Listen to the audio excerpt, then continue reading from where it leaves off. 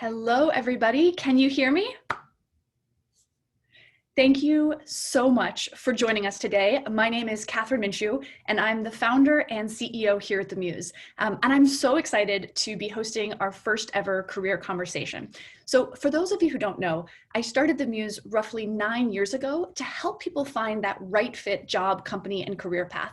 And this idea of a series focused on college students and new grads to really help them get a much deeper, more inside sense of what a career path is like is something that I've been thinking about and that we in the Muse have been working on for a very, very long time. So we are incredibly excited to have you here. And we have an amazing panelist of speakers for you today. There are 4 individuals with just a fascinating breadth of experiences in financial services. And we're really going to use the time today to go deep into what was their career path? What have they learned? What do they do? What is it really like to work in all of these different types of financial services? What do they love about what they do? What are the challenges? And so essentially, I'm going to be moderating a discussion. I'll bring my panelists in just a minute. I'll be moderating discussion for about 45 minutes or so, depending on how much content we get through. If it's really going well, we'll go a little bit longer, and then we'll open it up to all of you for questions. So start thinking about what you want to know. And if I could just have the panelists join me on the screen, we will go ahead and get started. Amazing. I see everybody popping up. Fantastic. Thank you so much. Hi, everybody. Welcome again to our amazing panelists. And before I dive into the questions, I want to just take a minute and ask each of you to introduce yourselves. So for everyone who's listening, maybe just share a little bit about who you are, where you work, and your current job title and function. And maybe we'll go in alphabetical order to start. So Chelsea, I'll start with you. Thank you, Kathryn. Hi, everyone. It's great to join you all today, and excited to go over some of the questions that we have planned and hear all your questions later on. So my name is Chelsea McEwen. I'm an associate director at Scotiabank in corporate banking. I'm in the real estate, gaming, and leisure team. I'm also Canadian, an avid rock climber, a passionate traveler, and I joined Scotiabank in 2012 after graduating from Mount Allison University, which is a Canadian university on the east coast of Canada. Scotiabank is a leading bank in the Americas, and they're headquartered in Toronto, Canada, and they have operations in 29 countries. In my role, I'm part of global banking and markets, and they provide corporate clients with lending, investment banking advice, access to capital markets. We are a top 15 wholesale bank in the US. I started my career in small business in Toronto, and I moved into corporate banking in 2015. And we can dive deeper into that transition and how it all happened. Amazing. Thank you. Kayla, let's go over to you. Awesome. Hi, everyone. So excited to be here this evening. I am Kayla McCullum. I work at Goldman Sachs, and more specifically, I'm an associate within our Goldman Sachs asset management business. We have a lot of acronyms, so I'll try to say everything, say all the words. And I have been at the firm since 2016. Within Goldman Sachs Asset Management, I work on an alternative sales team, so selling the firm's private equity, hedge funds, real estate, any kind of specialty product. For those who don't know, Goldman Sachs is an international investment bank. Along with investment banking, we do sales and trading, wealth and asset management, research, and also investing. We are headquartered in New York. I work in the New York office. I live in Brooklyn, and I am originally from Charlotte, North Carolina. Amazing. Excited to have you here, Kayla. Moss, let's have you go next. Great. Thanks, Kathryn. And thank you, everyone, for joining. Excited to be here and to answer all of your questions and to get to know everyone. I'm Moss Weinstock.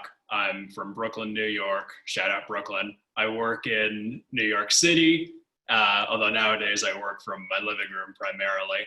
And I work at a company called Macquarie, which is a large diversified financial services company. It's headquartered in Sydney, Australia, but we have offices all around the world. And not everyone who works for the bank is Australian. I'm certainly not Australian. I work in the New York office, and I sit within a division called Macquarie Capital, which is the arm of the bank associated with activities that you would consider to be investment banking activities, merchant banking, principal investing. And within that, I sit in a group called the Green Investment Group, which is focused on developing, financing, and commercializing green projects in the energy space, really broadly defined. So wind, solar, some exciting newer industries, offshore wind, carbon capture, waste to energy, lots of really cool things. And we invest the firm's balance sheet, which is kind of this interesting mix of classic banking, but also private equity style approach to things. I'm really happy to answer any questions about that or my experience. I've been at the bank for about 5 years, and I'm an associate within that Green Investment Group. Excellent. Thank you, Moss. And Yessi, take us home. Hey, thanks so much, Kathryn. I'm really excited to be here with all of you and our incredible panelists. My name is Yessi Somoza, and I am a first-year associate at Deutsche Bank on our risk management solutions team. I specialize within FX sales, and what that really means is that I help corporates manage their foreign exchange risk. It's a mouthful, but think about it. If you've ever bought anything overseas, you have foreign exchange risk. So it's really quite simple and is present in our everyday lives. I've been with the bank since 2015 when I joined via our diversity internship program called DB Achieve, which I now help run and I'm very proud of. So I hope that we get a lot of questions from you guys and you can hear more about what I do.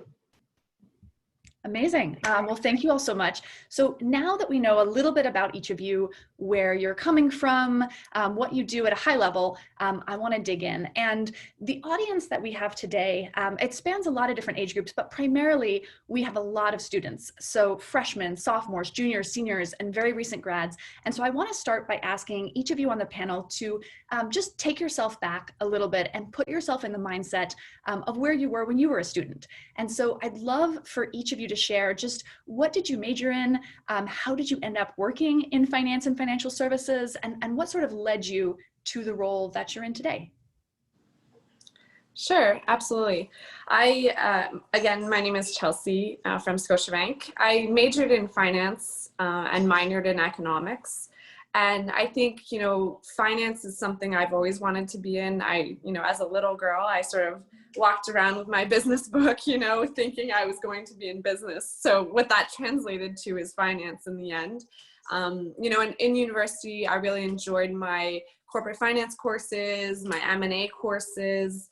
So that's sort of what led me to find a career. And obviously it's hard to decide when you're in university exactly what that career path looks like. But ultimately, when I graduated, I pursued somewhat of a less technical role. It was a more commercial banking role where I was lending, doing lending with smaller companies with generating revenue under 15 million. And it was an interesting opportunity out of school. But in the end, I think, what I really was looking for is something a little more technical, to come back to what I mentioned earlier, which is my interest in my corporate finance courses. And so I ended up making a transition a few years into my career into corporate banking. And in corporate banking, you do tend to have clients that are more sophisticated. You might be looking at transactions that are a little more complex. And so that's really what was interesting to me. And over time, that would lead to a relationship management role. So that's sort of how I ended up where I am today. And, it was something I've wanted to do from the beginning, and not everyone has that path. You may not know you want to be in finance and end up transferring into it later on. And I'm one of those people who did not know I wanted to be in finance. So actually, when I think about when I was a child, I first thought I wanted to be a WNBA player. Then I thought I wanted to be a party planner, and somehow I'm in finance now. And maybe I'll pursue those other dreams, but I think I'm okay for now. But I went to Florida A&M University, which is a historically Black college in Tallahassee, Florida. And I went to school thinking I wanted to do marketing. It sounded fun, it sounded cool and exciting. And I tell people I stumbled into finance. So a friend of mine who was in my freshman algebra class, her older brother was in a leadership position in our finance club on campus. And she just happened to need to go talk to him about something, and I tagged along. And I vividly remember walking into their office, and there were a lot of upperclassmen, and we went during what they call their market hour, and they were talking about the markets. And I didn't know what that meant, but it sounded really cool, and they sounded really smart, and they sounded really excited about it. And I said, this is kind of interesting. And they encouraged me to apply to freshman programs, some of them diversity programs, and that really sparked my interest in finance. And it seems like it was just yesterday, but it was years ago. So I went from wanting to be in the WNBA to now selling private equity, which is a total different type of career. But for those of you who may not know everything about finance, new to finance, want to learn more about finance, it's totally okay. There are a lot of us who did not know we wanted to do this as a career.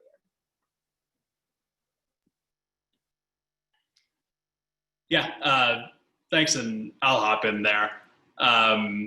Again, this is Moss, and I also did not know that I wanted to work in finance when I was in college, or certainly before that. I went to Yale, which is a liberal arts program, and I certainly was a liberal arts kind of person in high school and in college. I actually thought I was going to be a classics major when I first came to school, and that lasted for all of one semester. But I tried a lot of different things, took classes in a lot of different areas, and something that really drew me early on was econ, and really econ and poli-sci and the interaction between the two, thinking about policy and how to get things done. I guess how to figure out what to do and then how to get it done. And I ended up double majoring in econ and poli-sci, really focusing on the economics of sustainability, environmental econ, policy related to the environment, and took a bunch of classes in those areas. And that was really fascinating to me. And more over time, I became drawn to working in that sector as well. And as I was looking for job opportunities, I came across several, but I came across Macquarie in particular. And a lot of the work that Macquarie does is focused on the infrastructure space and in green energy, which at the time was a really exciting industry. It still is. And I applied for the role. I ended up interning at Macquarie in the power, utilities, and renewables group. Really enjoyed my summer there. Came back full time after graduation. Over time, the setup has changed a bit. It's now called the Green Investment Group, but we're really doing similar types of things. And it's really working in that intersection between finance and banking and energy, and green energy in particular. Maybe I'll pause there. Hey guys, again, it's Yessi from Deutsche. So I went to the University of Chicago and I graduated with a degree in economics. That's not at all how I started. I started university and I was a computer science and mathematics double major. So I ended up applying for Deutsche Bank's DB Achieve internship because the application said you should be numerical and interested in politics. And I was like, numerical is really how I define myself. So I had no understanding of what the markets were. I didn't even know that I was applying to a competitive internship. I got into the interview and I very bluntly said, I don't know anything about sales and trading, but I can do math and I work hard. So from there, I think it became, those were two driving forces that help people succeed in this business. One, if you know math, that's helpful, but not necessary. Two, you work hard. Growing up, my parents are immigrants from Central America. So we were always talking about geopolitics. And I found that the natural interests I had developed at home and with my parents were actually super applicable to sitting on a trading floor, because I felt comfortable discussing my opinions with the really senior traders and salespeople around me. So it was naturally, I got lucky in a sense that markets was a place where I was able to join my interests in mathematics and computer science and geopolitics. But again, you know, I was someone who came in totally unprepared and no background. And, you know, like 3 years later, I'm doing just fine. I love this. And I hope that, you know, for those of you who are listening, one of the things I think is so clear about all of these different stories is so many different paths can lead to a career in financial services. And there are so many different types of roles, types of teams, types of problems you can solve. So I'm very excited to get a little bit deeper into that. So for those of you on the panel, I know one of the things that we heard a lot from many of the students who submitted questions in advance was this idea of, how do I know if a career in financial services is right for me, and what kind of company or career within the function should I consider? So I'd love for you all to talk a little bit about what drew you to financial services. What do you enjoy most about the work that you do? What do you enjoy the least? And, you know, is there a kind of a skill set or a personality type that you think is really well suited for the type of work that you do? And actually, yeah, Kayla, why don't you go ahead and start? Thank you. I can kick it off. Yeah, no problem. So one thing that I am learning about this panel and the other panelists, we do completely different things, and we all work in finance. So Moss just said that he works with offshore wind. I literally have no clue what that means, but it sounds incredibly interesting, and I'm going to Google it when this is done. But I say that to say, because there's so many roles in this industry, but I think there is a commonality of what we do in the skill sets that we have. And I really could talk about this for days, but I'll kind of boil it down to three things. I think we all appreciate that we work with incredibly smart people. There's not a day that goes, but if I'm ever the smartest person in a meeting, then we should reschedule or rebook because something has gone wrong. So we work with incredibly smart people. I think every day we're challenged in a new way. We are challenged with our work. We're challenged in how we think about things. We're challenged to rethink things. And that is, I think, very unique to this industry. And then the last thing I'll say is we solve problems. There are so many problems to be solved, problems that sometimes we don't know exist, and they come up to be problems. And I think those three things really, in my mind, in my role, show what we do day to day and what is so unique about this industry. And while the roles are different, those three things make the industry very exciting for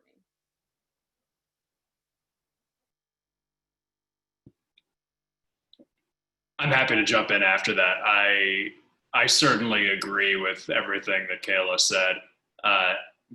Really would hit again the opportunity to work with really smart, motivated people. I think that's a really big thing about working in all of our roles and across the industry really broadly. Everyone's really smart and really interested and interesting. There are lots of really cool people that are great to be around.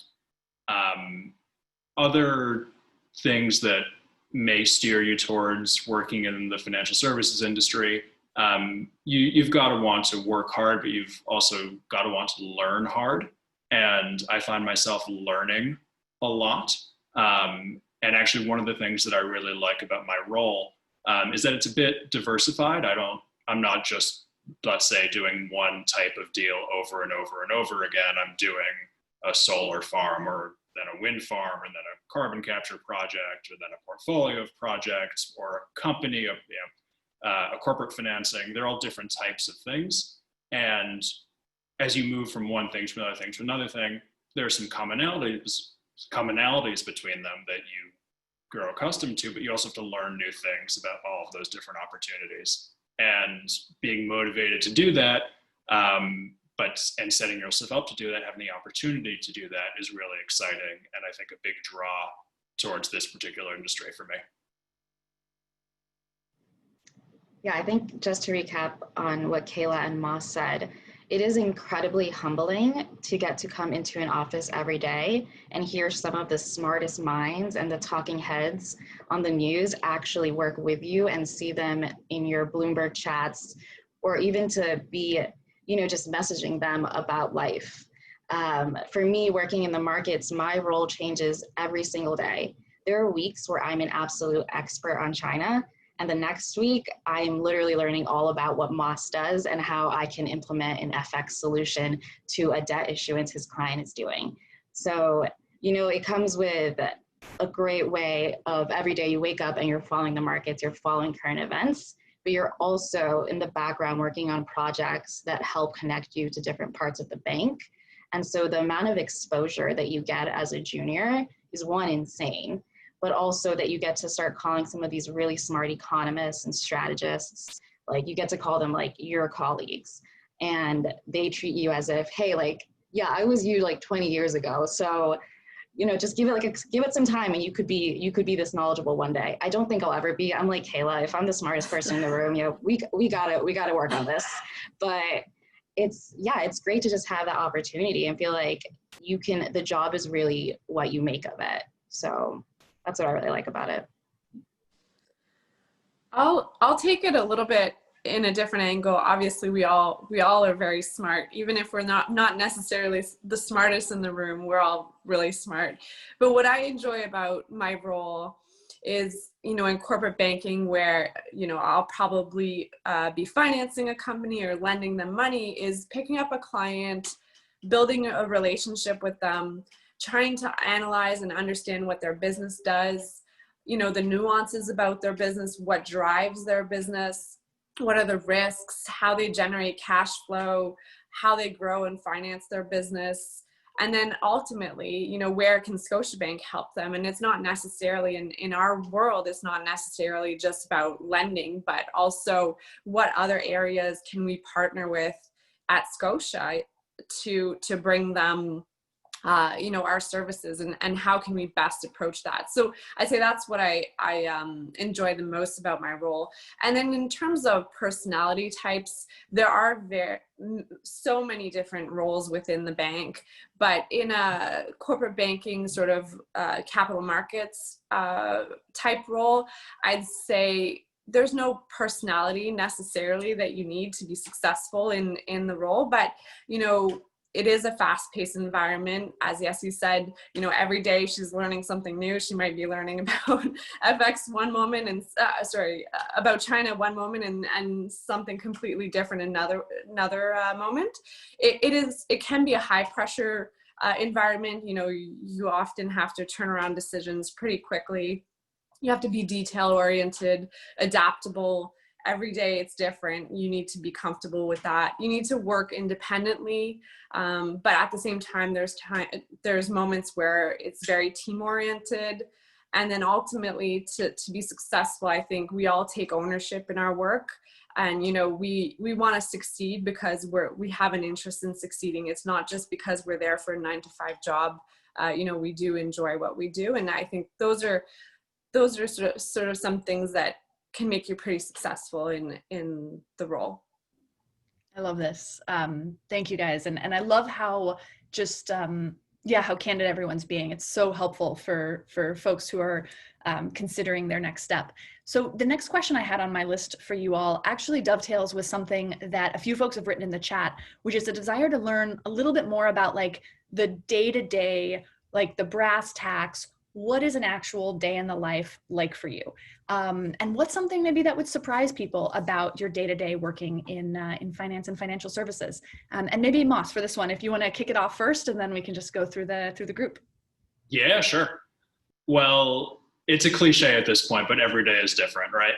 I'd be remiss not to say that because it really is true. You can end up doing all sorts of different things day to day. Sure, there are some similarities. You'll be working at the desk, you'll be in meetings, you'll be on calls with clients, you'll be working on modeling at the analyst and associate level, you'll be working on putting presentations together, but those can be all kinds of different things, and the thoughts that you're thinking as you're doing that analysis or putting together the materials can be really different. So yeah, all kinds of things really. You may get called into a meeting you didn't expect to be on. The whole course of your week may change in a moment in a way you don't expect. These things happen.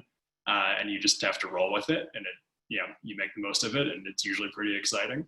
But then all kinds of other things can happen as well. It's not just desk work necessarily.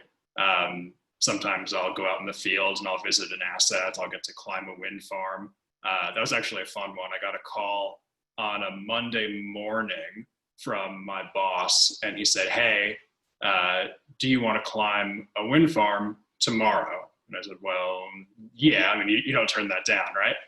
So we had to fly to Texas the next day to climb a wind farm. And Monday morning, I had to go out in Manhattan and try to buy steel-toed boots at 8 a.m. somewhere in Midtown. That was a fun one. But these things happen, and you have to roll with the punches. And there are lots of cool things that you can do day to day working here.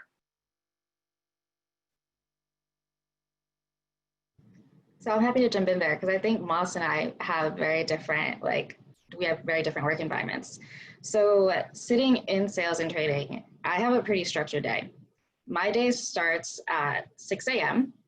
and between 6 a.m. and 8 a.m., I am catching up on what happened in the Asian markets overnight, as well as what's happened in Europe in the morning. So I have a couple of unbiased news sources that I use: Bloomberg, Reuters, The Economist, Robinhood. And it's my job to then translate to my clients all the technical movements that happened overnight and give them something actionable. So that's a key skill that we develop at the junior level. And I think it takes years to be able to analyze market events and come up with a good insight. So that's one of our key value adds. And after that, my morning is spent executing trades, answering any client questions, and talking to our research guys and our traders for more market color. In the afternoon, we'll shift to working on longer term projects to help our clients in terms of maybe they have a hedging program. So they have consistent, continuous risk across the world, and they want to manage that on a go forward basis. So we'll help them come up with different products and strategies to do that. So my day probably ends at 6 p.m. So you can tell that it kind of goes from every morning is really fast paced, but I know exactly how I'll end my day, with projects and kind of winding down and passing everything on to our teams in Asia and London. And it goes again, 24 hours a day, 6 days a week. So it's pretty different, but you have so much time and exposure. And I still work with people like Moss and Kayla and Chelsea. So it's a lot of fun, very different every day. So in corporate banking, I think you're trying to stay up to date with what's happening in the industry. I don't specialize in a particular real estate asset, so I cover lodging REITs, C Corps, so the Marriotts and the Hyatts of the world. I cover logistic REITs and retail office, and so there is a lot of industry knowledge that I need to stay sort of current on. And in the morning, I catch up on my emails. The business sort of goes, while we don't have markets that are influencing the business, clients are emailing you in the evenings, or bankers are exchanging emails that you need to catch up on in the morning. Then read the news, look at my industry updates, sources for that, STR for hospitality, Hotel News Now. Green Street is an equity research firm that we use. And I have alerts from all of my clients set up. So if they press release or they release any financial information, I have automatic emails coming to my inbox that I'm able to catch up on.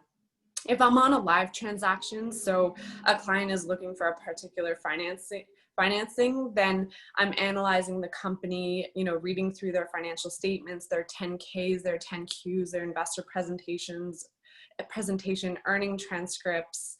If it's a live transaction, again, there's some sort of due diligence materials that have been prepared by the accountants, or maybe some third party that we're working with as a bank. The term sheet that outlines the financing transaction. And then I might jump on a call with the company or jump on a call with other lenders, even the lawyers that are drafting the legal materials. And then ultimately, as an underwriter, what I'm doing is gathering all this information into recommendation to our bank's risk committee, and I'm doing that through a credit memo. And so the credit memo would include, the business description, financial analysis. I'll have to do probably a 3-statement financial model, an overview of the transaction. And then a different day, I might be preparing pitch materials for a client. So, I'm working in PowerPoint, and, we're coming up with ideas that can help our clients, and trying to figure out where can we help them. And then something surprising, it's not all fun and games all the time. You might spend days and days reviewing a transaction. It's not, it doesn't just end at the end of the day when you're working on a transaction. It can carry over multiple days and weeks. And so you work through this whole deal, and you have a recommendation to lend money to this company. But for some reason, executives might have a different view, and you just spent weeks maybe looking at a transaction and it's dead. They decide that it's not the right transaction for the bank. It doesn't maybe fit an area we're looking to put capital in. And so you move on to the next deal, and that one doesn't get done. So that can be surprising, is that not every deal that comes through your desk is going to get done, and you might spend a lot of time doing the work to lead up to that. And that's really similar on the green project investing side as well, and in principal investing broadly. A lot of the deals just don't get done. They don't pencil. They don't make sense for your particular bucket of capital for whatever reason. You actually do spend a lot of time working on deals for us too that don't go anywhere. But it's part of the game. And I'll just quickly add a few things. So I've been at the firm, or in my role, for 4 years. So I'm at an interesting place where a little more than half, and ironically, there's a fly in my room that won't leave.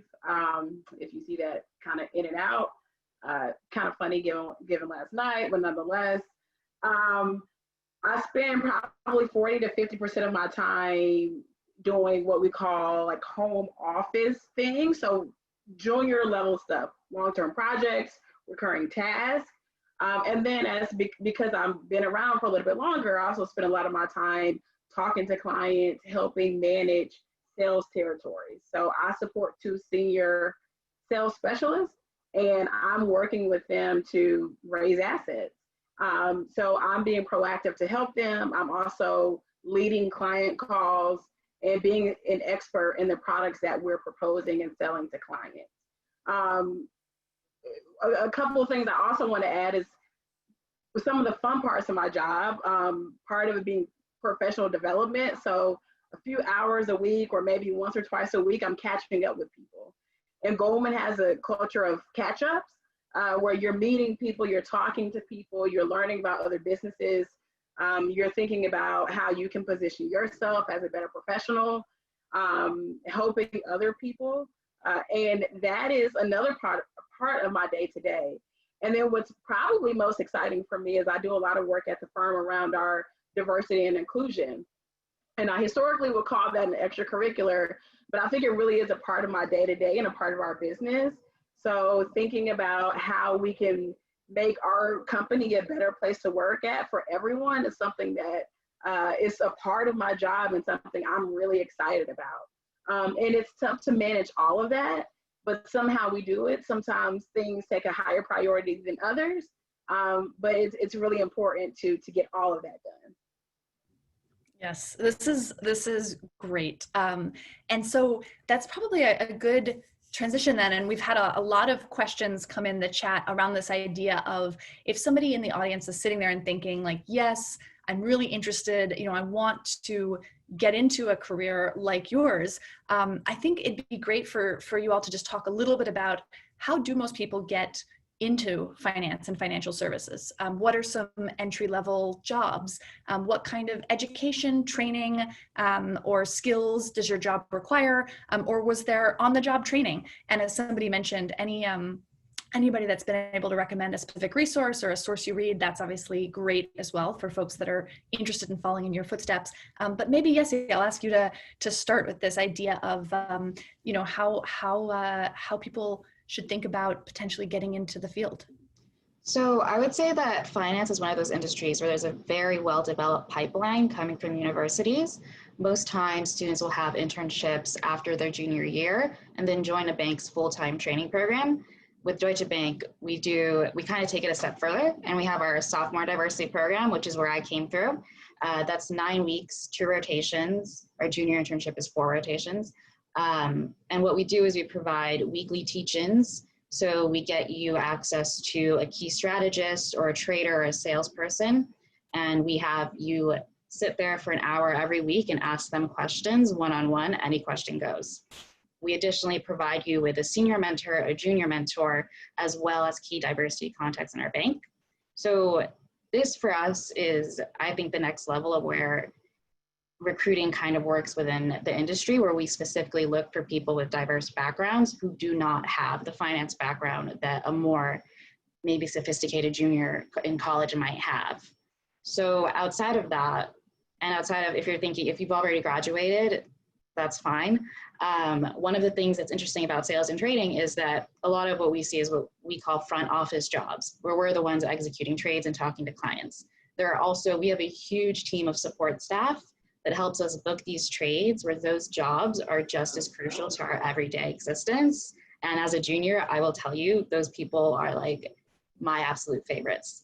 But that's a good way, if you've worked in another industry, to get into a job that's something called middle office or compliance or legal, other functions that support us, and from there transition into one of our roles. So there's a lot of different experience, a lot of pieces that go into making sales and traders work effectively in the markets. And while we do have a very significant junior pipeline where we provide a ton of training throughout your first year and your second year, a lot of development programs, I would say that you can definitely get into this if you're coming from another industry and you're older, or you just didn't study finance in college. Cool. I'd say, one of the main ways I think, you'll hear this echoed by most of the panelists is to try to get into a co-op or an internship.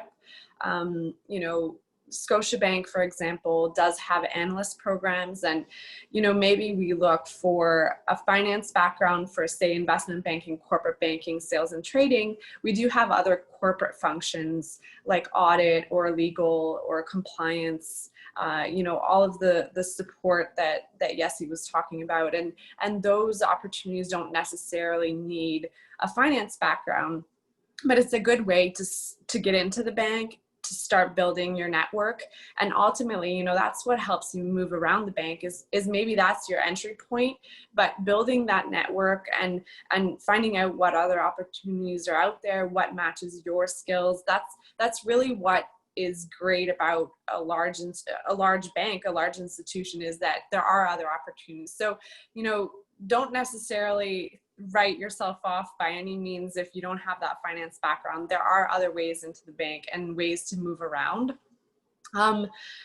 In terms of corporate banking, specifics, since that's sort of my area, for the analyst role, we do usually look for BComs or finance major, economics major.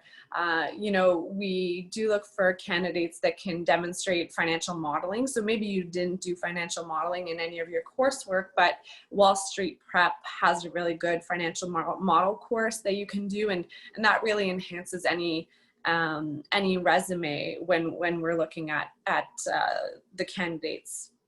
And then, really try to understand the field. So, panels like you're attending today are a great opportunity to understand sort of what's out there.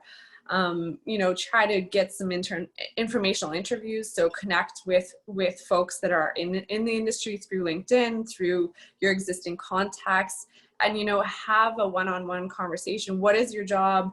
How did you get there? What is needed? The more knowledge you gather, the easier it is to sort of penetrate into finance, for sure, and be perseverant. It's not just handed to you easily, but definitely work hard and it'll come to you for sure. Yeah, I would echo at Goldman, it is getting into the firm is a somewhat formal process where you most of the time get an internship. You do your 10-week internship, you are given an offer, you come back full time. For those who may not have a finance background, I think Chelsea made a great point. Use the resources that are available to you. Often they're free, and really maximize what you have and amplify what you do have. So use free resources.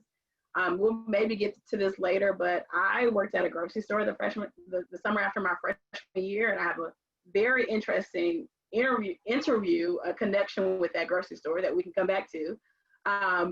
But in a junior role as an analyst, you are really, I like to describe it as you're sure at the bottom of the totem pole, but the company cannot operate without analysts. You're doing a lot of the grunt work.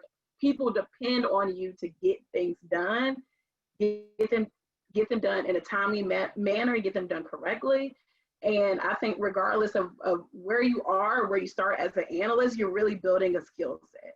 You're learning how to prioritize, you're learning how to manage your time, you're learning to build a brand, and you're really learning your space and your expertise. And I think all of us can attest that's what makes great analysts, and regardless of the role or the business that you're in. So as an analyst, you have to get in there, roll up your sleeves, get your hands dirty. But everyone has started as an analyst, and it just builds a strong foundation for you and for your business. Yep, would totally agree with that. And Macquarie is pretty similar in general in the sense of it really does help to have an internship. We offer summer internships. We hire full-time depending, you can have an internship, you can not, you can come in laterally. We hire people from all those different sources, but having an internship certainly helps. That being said, if you're currently in college and you're applying for a role at Macquarie, and let's say I'm interviewing you, I really could not care less if you have a finance background or not. It makes no difference to me. What I'm much more interested in is, are you interested? Do you want to learn? Will you be willing to put in the effort? Are you a logical thinker? Do you enjoy grappling with the types of things that we think about on a daily basis? Not that any day is the same necessarily, but the things we tend to think about on a daily basis. I think that's much more important. That said, there are things you can do to help your chances, so to speak. Certainly Wall Street Prep, other online resources, industry-specific resources. Not that you need to have an interest in a specific industry or sector, but if you do, let's say that's energy, let's say it's real estate, gaming, tech, leisure, whatever it is, don't just read finance blogs about finance in general, but read blogs about that industry, read news about that industry.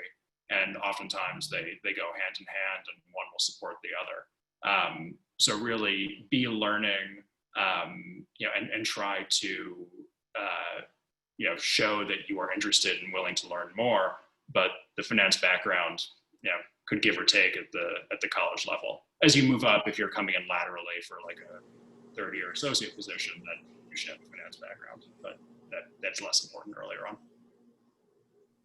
Awesome. That's such a good list of recommendations. And so I only have one or two more questions before we get into the live audience Q&A part of this. But the first is around interviewing. So a lot of the people in the audience right now may be planning or may have already applied for internships or for full-time jobs. And let's say that they get the interview, which is very exciting. Do you have any advice for how someone should prepare for an interview in your field to be the most successful? And maybe Chelsea, let's start with you this time. Sure.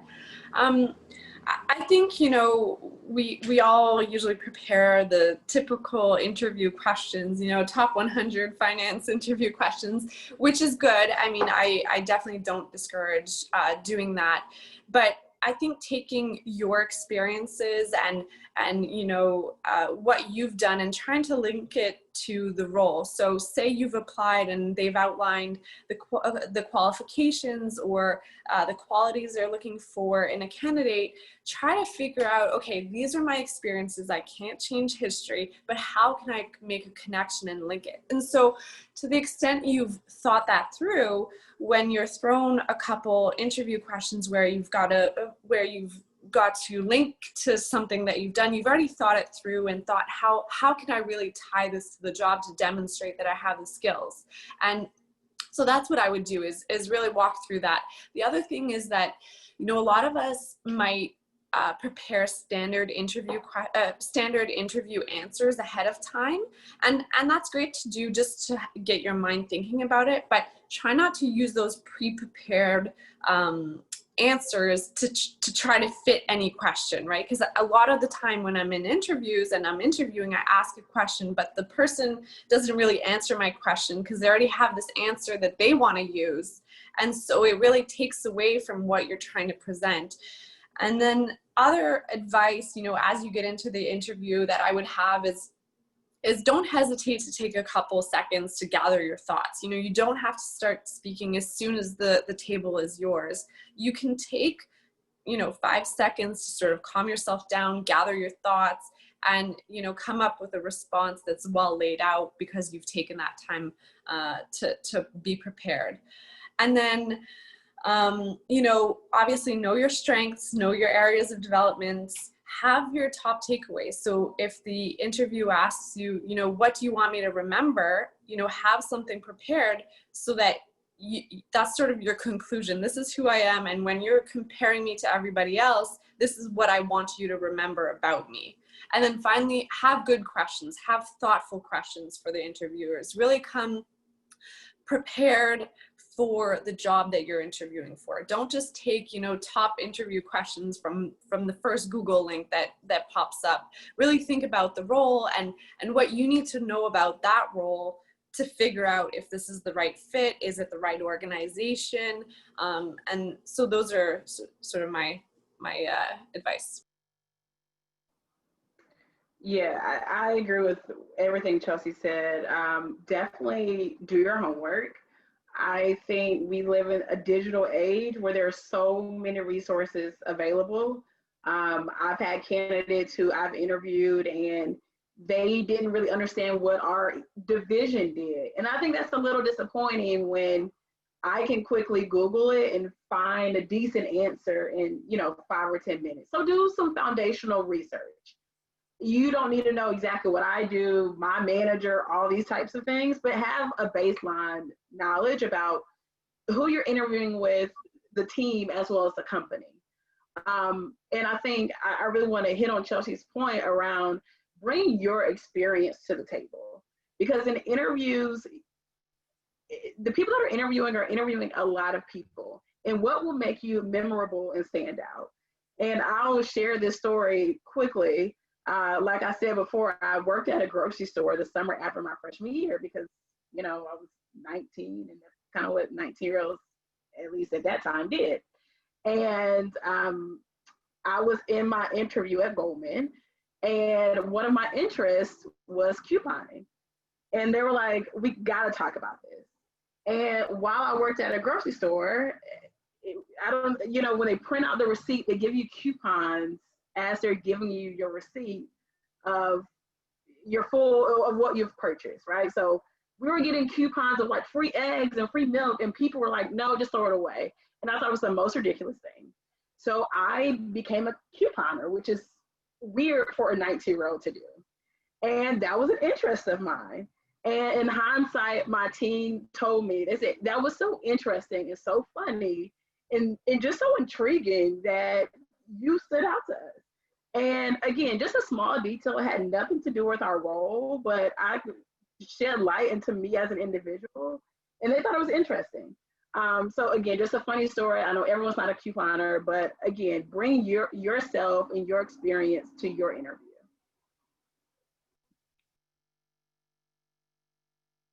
Definitely agree with that. I mean, when you get hired for a role, you're hired as a person. Like we hire people, and we're interested in people who bring all sorts of diverse experiences, whether it's couponing or playing a sport or learning a language, whatever it is, like people are just naturally going to remember you if you show something of yourself and are kind of intriguing in the interview.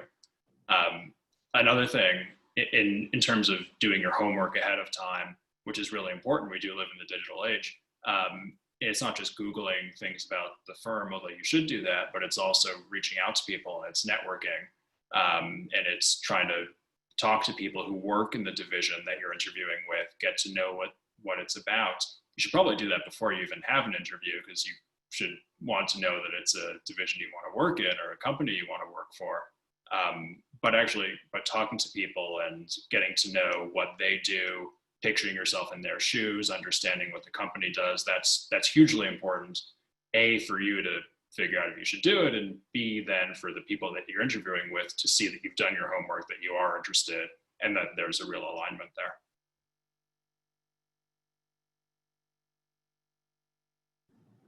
I think I would agree with everything everyone said.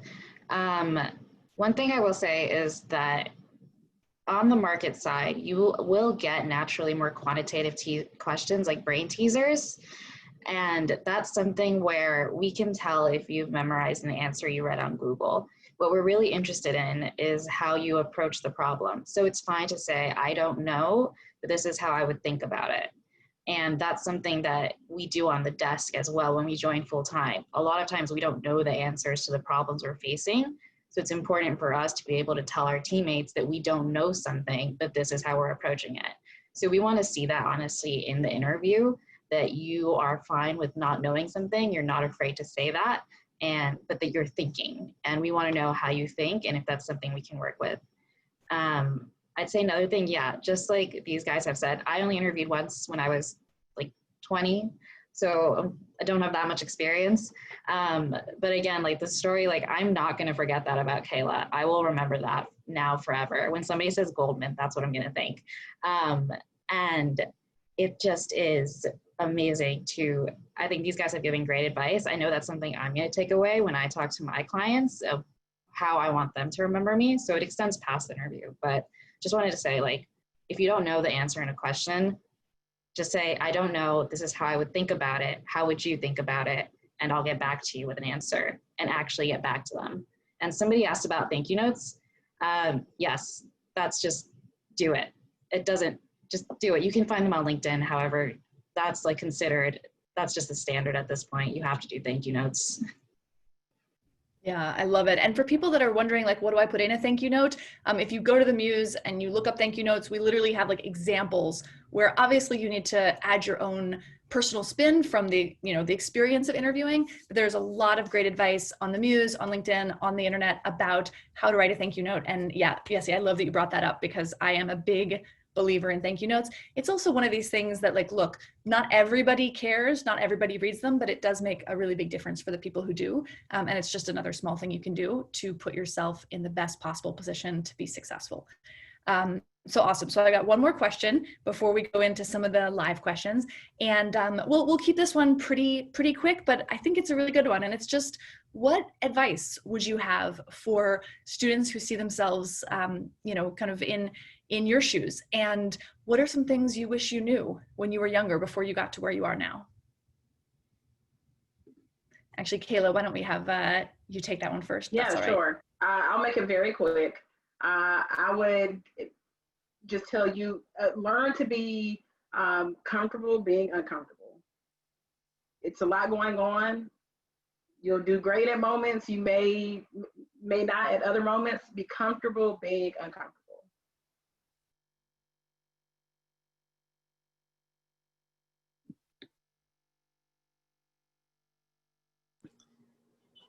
I can jump in next. I'd say, I would like my younger self to know how valuable co-ops are.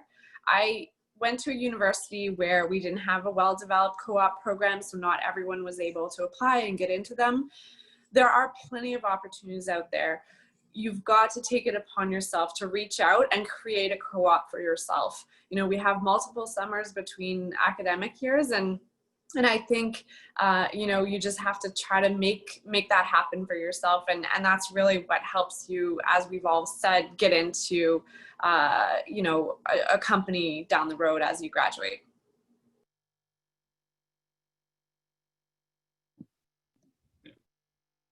I'm happy to jump in. Be willing to work hard, be willing to learn a lot, talk to a lot of different people, learn by yourself, be self-motivated, learn from others, pick up things when other people present them in a way that allows you to jump onto them. Just be excited, be happy to be there when you're talking to someone, if you're working somewhere, own it and really be motivated to do the best you can with whatever opportunity is currently in front of you.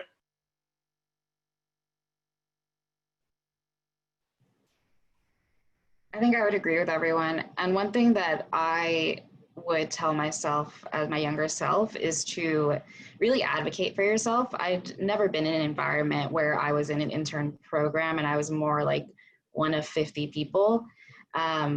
And I think it took me a couple years to learn, but to stand up and say, hey, like I did this, it's fine. Like drawing attention to yourself isn't a bad thing.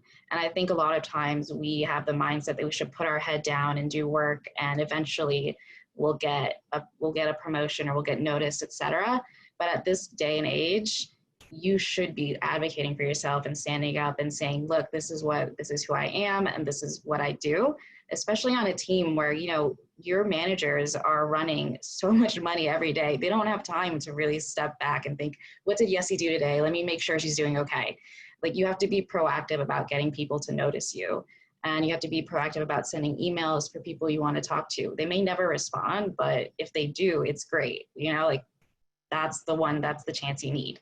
So if I was going to tell my younger self something, it would be to advocate for yourself and to draw attention to yourself. So. I love it. Well, thank you. And by the way, I just gave an interview about somebody that I ended up hiring at the Muse who'd sent me a cold email that was just really thoughtful and really well researched. So sometimes they do work. And I love all the advice that you shared.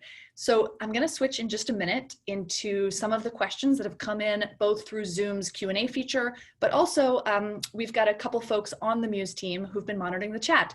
And we have had like 50 questions come in, so we're not going to be able to ask every single one, but there's some really good ones and some really good themes. And before we do that, everyone who's watching this right now on Zoom, you're going to see a quick poll pop up in just a minute, and it's going to list the companies that have participated tonight. So just check off whichever ones you're interested in hearing more from. If you are job searching right now or thinking about internships, and that will give those companies the ability to contact you if it seems like there might be a fit. We are also going to send out this recording later on. I'll share a little bit more about that after the last questions, and we'll send a follow-up email to every single person who registered and attended. But fill out the poll, and hopefully you are excited and inspired by a lot of the things that were shared today. So, without further ado, a couple of different questions. So one theme that a few different people asked questions about was, can you break into financial services if you don't have a great school or a great name backing your application? How does that work? I know we touched on that a little bit in some of the questions, but I'd love, it doesn't have to be all four of you. If just one or two folks would maybe share that, and then we'll go and get a couple of other questions. Sure, Kathryn, I don't mind jumping in. I do want to sort of address this because I don't come from a US school, and I actually come from a really small Canadian school on the East Coast. So I didn't have that name or the co-op programs or the internships available, like I mentioned earlier, but I was able to get into Scotiabank. I started as a teller. I worked between classes, filling in at different branches. And so that's how I actually got into Scotiabank. And then from there, that made me realize, obviously, that's not what I want to do as a career long term, because I wanted something more challenging. And so I've always had an interest in small businesses or businesses in general. I ended up starting, upon graduating, I started as a small business advisor, advising companies that generate revenue up to 15 million. And I still had a desire for something bigger.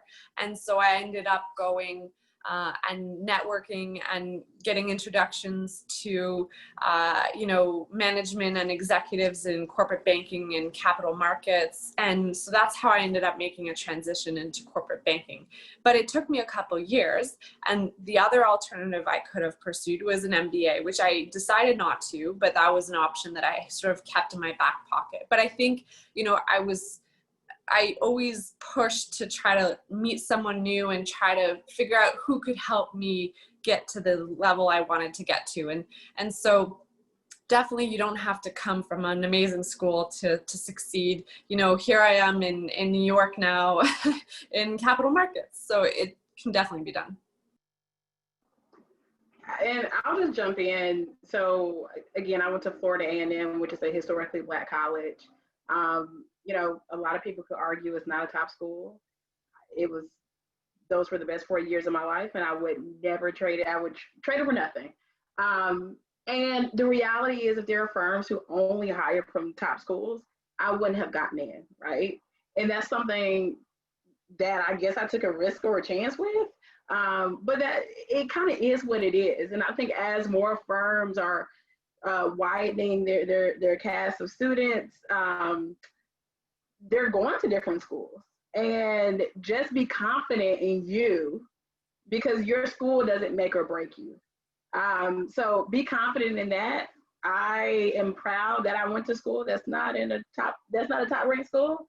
And I think I'm fine where I am. So be confident in yourself and your abilities. Awesome. So I'm going to go ahead to one of the other questions. And actually, this is a bit of an amalgamation of a few different questions that were all in the same theme. Some people asked, what are the skills that you all think were key to getting that first job? Are there specific skill sets that really stood out on your resume for recruiters to pick us? And a couple people also asked, like, what do your companies look for in a potential candidate? So I love, just one or two folks to weigh in a little bit on that. So I can go first on that because I have the very now traditional thing on my resume. I code. That's my background. I've been coding since I was a kid. I love computers. I feel incredibly comfortable in any sort of environment like Excel, Python, Java, etc. And for me, that made up a lot of the fact that I didn't know much about finance, but I had the underlying logic and I'd been taught that logic and knew how to think in a way they liked. So that's one thing that I look for now in our applicants too, is that if they're not from a target school, and to be fair, Deutsche Bank got rid of target schools, I look at them and I see, like, what is a skill that they have that other students don't have? And that still happens to be coding. So I think as a lot of our jobs become more technological, we're going to get away from Excel, which is the traditional finance kind of light of our life. But well, I'm looking for people who are technically savvy, who can use a lot of new software, who are comfortable learning and dealing with a lot of data. And that's something that I personally look for because I know that it has been a factor that really helped me in my job, especially it gave me something to lean on when I didn't have the finance background. So that's just one skill I'm looking for. Yeah, happy to hop in. Totally agree. At the same time, I'm anything but a coder. I took one Java class and quit halfway through. So props to you. But what I am and what I think helped me as I was interviewing is that I'm a pretty logical thinker. And it's a similar kind of thing. And it's what I look for now for people joining my team, logical, process-oriented thinkers who can understand what the next step is, who can understand what it needs to be 10 steps down the line to achieve whatever outcome you want to achieve. Let's say you're trying to close a deal. How do you actually get there? What are the steps to get there? How do you make sure each one happens? You don't need to know that when you're interviewing for the first job out of college, but as an example. And logical thinking is really helpful because in energy, let's say, you put together really complicated financial models. They'll model out like the operations of a solar farm for 30 years in a really granular way in Excel. We'll probably keep using Excel for a while. but logical thinking really helps you there, thinking through the steps there. And as you move on, let's say you're interviewing for a higher level role, logical thinking as well is really helpful. If you're structuring the contracts for a project and you're thinking, okay, what should like the contractual outs be? What will happen if one counterparty makes a claim against another counterparty? How does that play out? What happens? How do you structure a contract in a way where they can't do that or they can? That's all logical thinking. And it's something that is really helpful as you're applying for jobs in this field. Awesome. Oh, sorry, Chelsea, were you gonna talk or I could? Go ahead. Okay, gosh, we've got so many good questions. I love this. I want to get through as many as possible. So we had a few people ask about internships. So one person said, with so many different areas of financial services, how do you find the right internship? And someone else asked if there were any recommendations for what they could do this summer after their freshman year.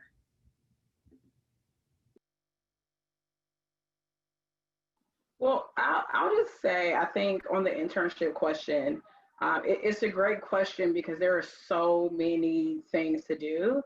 But I just want to first take a step back and say, acknowledge that internships are an opportunity for you to learn, because you don't know what something is until you actually try to do it. So I just want to level set there. But I think understanding what skill sets you want to gain is a great place to start. So I work in finance, but I don't work in a very technical role. I don't know how to build a model, but I work in finance. So understanding what you're trying to gain from your experience. Do you want a technical role? Do you want a more client-facing role? Do you want a role that's closer to the market?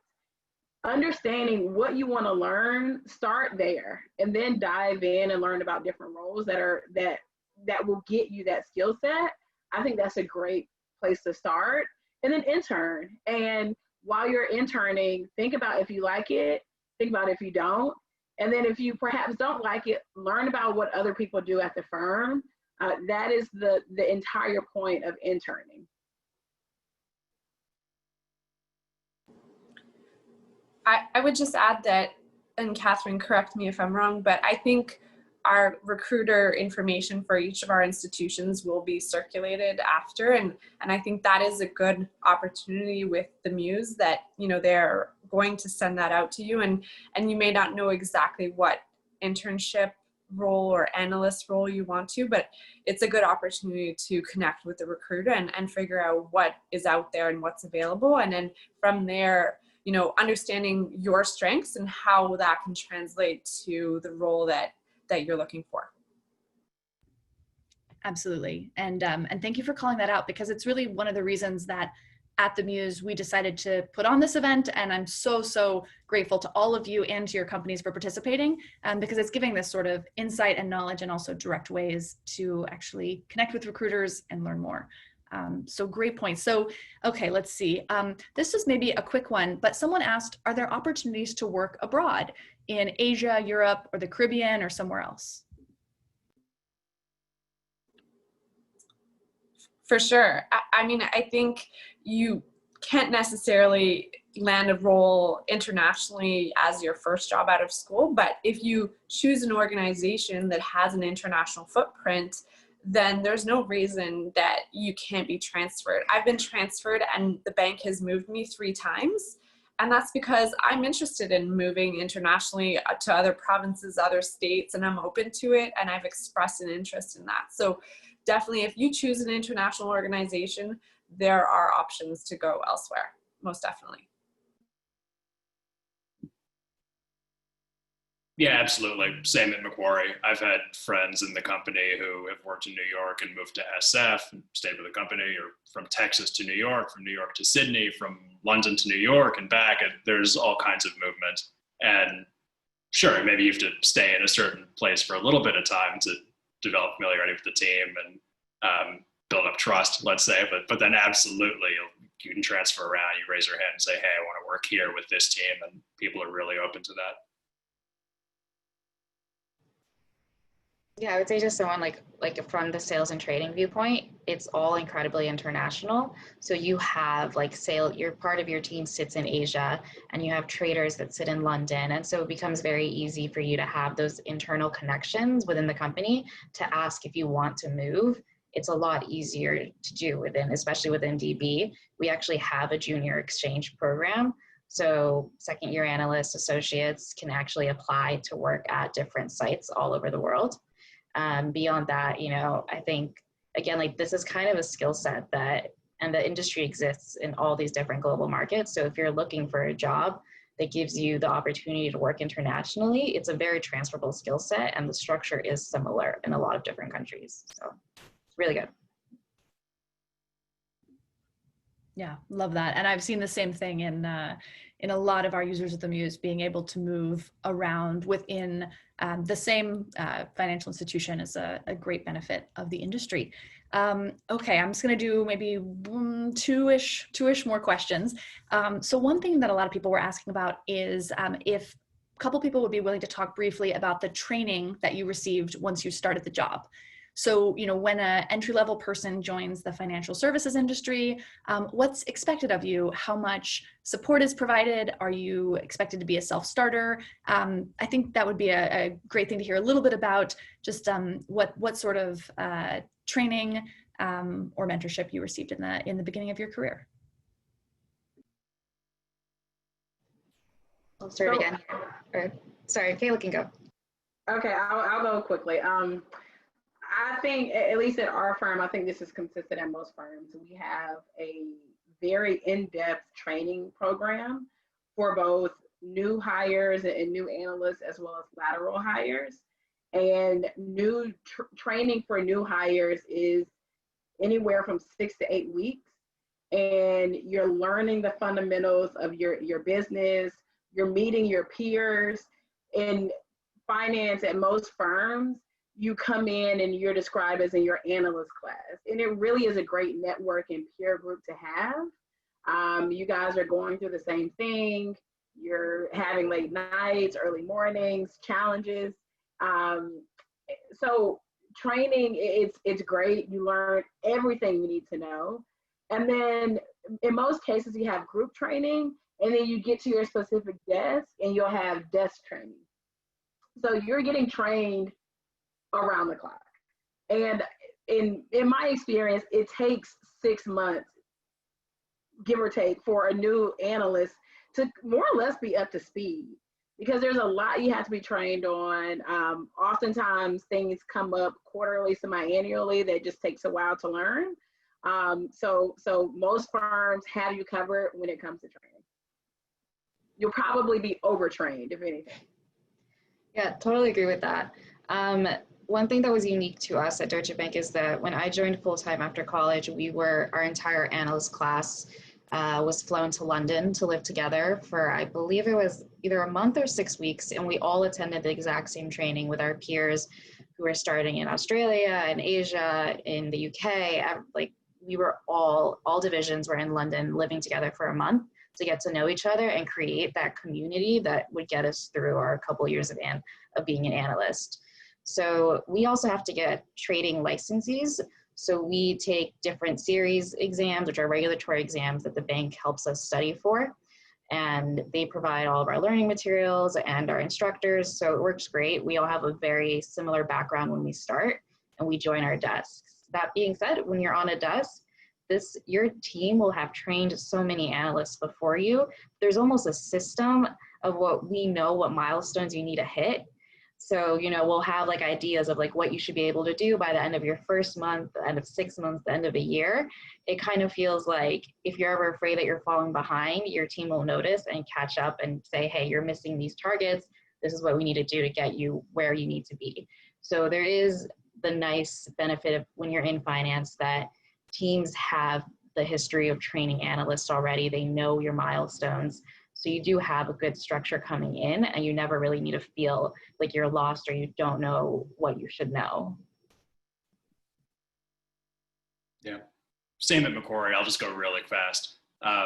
We had analyst training for all of the new analysts in New York. People got flown in to train there together and meet the rest of the class. We had associate training for new associate hires and just simply analyst to associate promos. We all got flown to Sydney and went there for training. That was awesome. Really fantastic time. So that's really important. And then another thing that I think Macquarie does really well is actually at the associate level, it's really stressed to you that you should play a mentorship role for the analysts. Train, mentor, teach, just be there and be a morale booster. And I think that's really important for both the associates and the analysts actually, for different reasons, but it really does help as part of your training as an analyst. Awesome. So maybe two more actually. One that I thought was really interesting is someone asked if one or two of you would be willing to talk a little bit more about how many hours you work in a day and what the kind of work-life integration looks like. And I thought that was a particularly interesting question because there are so many different types of schedules and types of roles in financial services. We touched on it a little bit, but yeah, would love to have one or two folks answer that question. Sure, I can go. It's not, in corporate banking, it's not what everyone knows as investment banking hours, where you're probably working 8 to midnight or 1. It's a little more reasonable, but there are still long hours for sure. I have structured my schedule and the way I work so that I can have as many full weekends off as I can. I mentioned earlier, I'm a rock climber, and the weekend is what helps me reset. So I work longer hours maybe than some of my peers during the week, during Monday to Friday, just so I can have the weekends off. But they'd rather finish a little bit earlier and work on the weekend. But typically you need to be at your desk by say 8 or maybe 8:30. If you have something, you probably have already checked your phone in the morning before you get ready. And then if you're not busy, you probably leave around 6 to 7. If you have an appointment, you can leave at 5 o'clock. No one's checking the clock every single day, but you also don't want to be the person that leaves at 5 on the dot every single day, because others are working and you could be helping out the team. And then if you're on a live transaction and you're time crunched, you could be doing midnight, 1 a.m. hours because you're trying to get that deal through. But it's not like you're sitting there just to show face, unlike some, maybe rumors or what some of us may feel that we have to. It's really just, if the work is there, you've got to get it done. And your team depends on you. So I'd say typically I'm 8:30 to 7:30, and I'll probably check my email in the evening. Yeah, I'll just jump in. I don't know if I actually mentioned this or not, but the summer after my sophomore summer, I did an internship in investment banking. So I can certainly attest to trying something. It was a great 10 weeks. I was Chelsea actually in the gaming, leisure, and travel business at another firm. And I think at 3 a.m. in a taxi, I realized it just wasn't for me. And that's okay. People, I think there's this assumption that you should be able to work really long hours. I'm just not built for it. And I think there was another lifestyle choice for me where I wanted more visibility into when long hours would come. So I didn't want to be the person who perhaps maybe had to cancel vacation or cancel on friends because the deal came out, at 5 p.m. and there goes my 8 p.m. dinner. So the role I'm in now, I work anywhere. It really varies. It can be 45 hours on a very slow week to 65 hours on a busier week. But what I appreciate about my role is that I have visibility. Generally, a day may be thrown off, but I generally have visibility into when we're having busy seasons, busy moments, and I can plan for that. So I won't schedule a dinner during that week. And that was really important to me. So make sure that you are thinking about that as you're making decisions. I can't work 100 hours a week, but for some people, they can. So just be thoughtful of that as you're making decisions. Awesome. All right. Well, we're getting near the end. So this brings me to my last question. And I actually saved one of my favorite questions for last, which is someone asked, how has this job challenged you as an individual, and how has it allowed you to grow? And I'd, again, just love to hear some quick answers, and then we'll wrap it up and send everybody on their evening.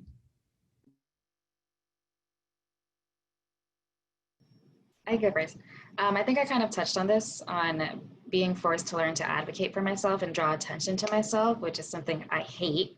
But I'm in sales, so it's kind of ironic.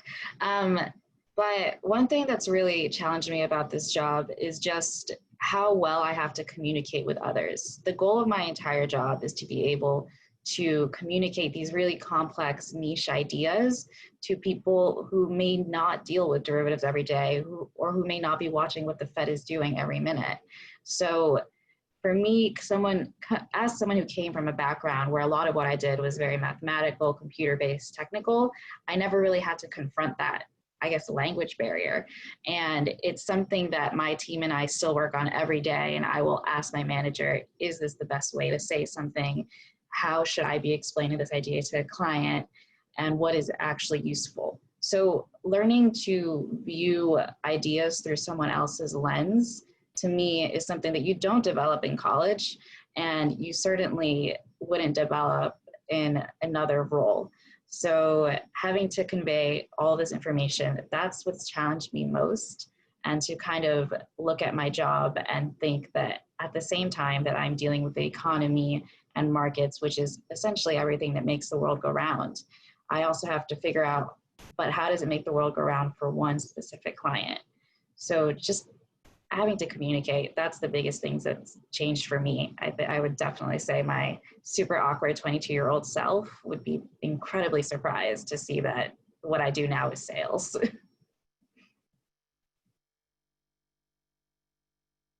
I feel very, very similarly. Moss, go ahead. Yeah, so do I. Communication is huge, and that's been a really big thing for me to grow into over time. I felt similarly when I started out, and it's an evolution. And certainly as you move from analyst to associate and so on, the way that you communicate changes. And I think having to deal with that can be challenging for people as well. So definitely agree. Another thing that, or another way that the job has challenged me is just simply perseverance. In the energy sector, you're building physical assets, which takes a while, and deals stretch for months or for years. I've been on a couple deals that have been going on for a couple of years now. And in that time, every deal can die a million times along the way before it gets done. So you have to be willing to work through the hard times. Doesn't necessarily mean long hours. It might be just mentally taxing. It might seem like a pain, might seem like it's not going to go anywhere. But it still can. You have to be willing to work through that to really think, okay, how can we make this work? And then go and make it happen. So that's been quite a challenge at times, but ultimately rewarding. I'll just add one thing. I think the biggest challenge, but a great challenge, has just been the idea of feedback. So Goldman has a culture of continuous feedback. So it's much different than any undergrad kind of experience or other work experience where you're constantly getting feedback to help you get better. And it just feels so good for people to be invested in you, to want to see you do better, and them challenge you to actually execute on the areas where they want you to get better. So I think that's been really exciting over the last few years. I just add, confidence, because, at the end of the day, we are experts in what we're doing. We may be at the analyst, the associate, or associate director level, but at the end of the day, you're in the nitty-gritty of everything you're working on, and you may actually know the details of a transaction a little bit better than your managing director. And that's not because they're not paying attention, but it's because you're spending hours and hours and hours in the deal. And so you could end up in a position where you're getting a call from executives because they want to talk to the person that was spending the hours and hours digging through all the materials. So I think, you know, you end up realizing that, oh, I actually know a lot, and others will trust me and will trust that I have the right information. So it definitely boosts your confidence. I love that. Well, we're right at time here. So first, I want to give a huge thank you to all of you on the panel. This was amazing. It was exactly what I was hoping for when we decided to organize these. There was so many good nuggets of relatable advice, and your stories and your honesty was incredibly inspiring. So thank you again to all of you. For everyone who's listening, so a few things. Hope you enjoyed the session and got as much from it as I did. We're going to be sharing the recording with all of you who registered via email in the next week or so you can watch the panel again. You can go back to your favorite moments. If you didn't get to write something down, you can share it with a friend. If you know someone in your network who is also thinking about a career in financial services and would love to learn more. In the email, we're also going to have a few things. So we'll have more information about all of the companies listed here.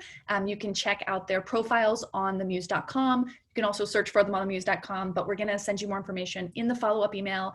We'll have some of their entry-level jobs and internships that are specifically targeting students and new grads. So again, you know exactly what it is to kind of where to start your search. And then we're also giving everybody who attended a promo code for Coach Connect. So this is a part of themuse.com where you can book time to have someone upgrade your resume, speak with a career coach about your job search strategy, anything like that. So it's 10% off. It's career combos.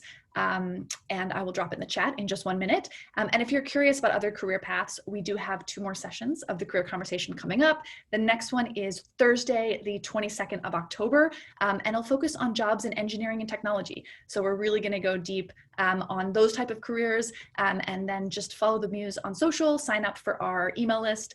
You'll get more information. And again, thank you so much, Chelsea, Kayla, Moss, Yessie. It was incredible to have you all. And for all of you that tuned in, thank you for spending part of your afternoon/evening with us. Really appreciate it. And, you know, we will be back with more career information in the future.